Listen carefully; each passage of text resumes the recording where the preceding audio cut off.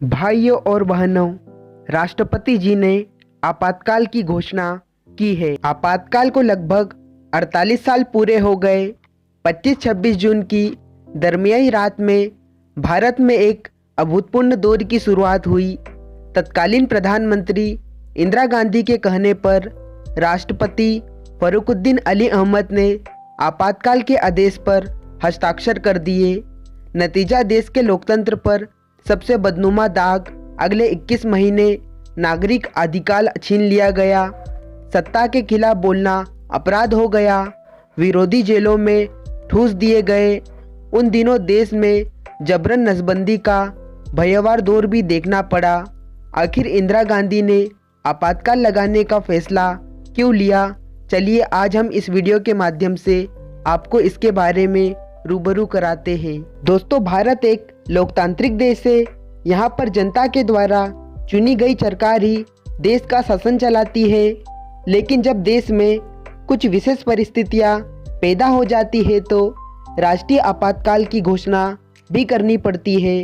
भारतीय संविधान में आर्टिकल 352 से 360 तक आपातकालीन उपलब्ध दिए गए हैं। आपातकाल स्थिति में केंद्र सरकार सर्वशक्तिमान हो जाता है और सभी राज्य केंद्र सरकार के पूर्ण नियंत्रण में आ जाते हैं। 12 जून 1975 के फैसले में इलाहाबाद हाई कोर्ट ने फैसला सुनाया कि इंदिरा ने लोकसभा चुनाव में गलत तौर तरीके अपनाए, दोषी करार दी गई। इंदिरा गांधी का चुनाव रिहा कर दिया गया। बहुत लोग मानते हैं कि सत्ता जाने के डर से इंदिरा ने इमरजेंसी लगा दी। हालांकि उस दौर में इंदिरा के निजी सचिव आर.के. धवन के अनुसार इंदिरा तो इस्तीफा देने के लिए तैयार थी। फिर ऐसा क्या हुआ कि उन्होंने आपातकाल को एक बेहतर विकल्प समझा? बात 1971 के आम चुनाव की है। इंदिरा गांधी की सीट रायबरेली से विपक्ष नेता समाजवादी आंदोलन से निकले राजनारायण को उतारा गया। नतीजे आए तो इंदिरा गांधी विजेता घोषित हुई। हालांकि राजनारायण सिंह ने चुनावी प्रक्रिया के खिलाफ याचिका लगा दी। इंदिरा पर चुनावी जीतने के लिए अनुचित तरीके इस्तेमाल करने का आरोप भी उन्होंने लगाया। बताया जाता है कि सुंदरीकरण के नाम पर संजय गांधी ने एक ही दिन में दिल्ली के तुर्कमान गेट की झुग्गियों को साफ करवा डाला। लेकिन 5 सूत्री कार्यक्रम में ज़्यादा जोर परिवार नियोजन पर था। लोगों की जबरदस्ती नसबंदी कराई गई। 19 महीने के दौरान देश भर में करीब 83 लाख लोगों की जबरदस्ती नसबंदी करा दी गई।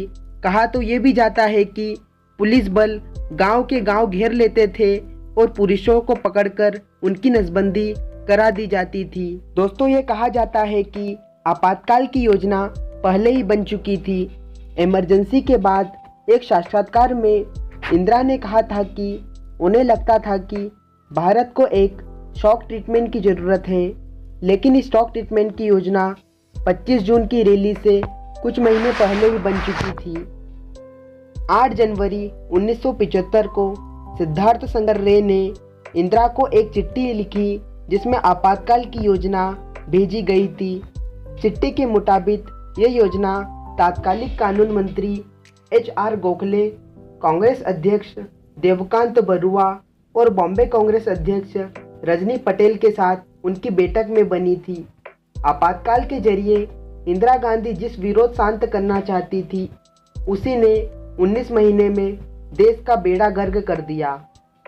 संजय और उनकी तिगड़ी से लेकर सुरक्षा बल और नौकरशाही सभी निंकुश हो चुके थे और इसके बाद 18 जनवरी 1977 को उन्होंने अचानक ही मार्च में लोकसभा चुनाव कराने का ऐलान कर दिया। 16 मार्च को हुए चुनाव में इंदिरा और संजय गांधी दोनों ही हार गए।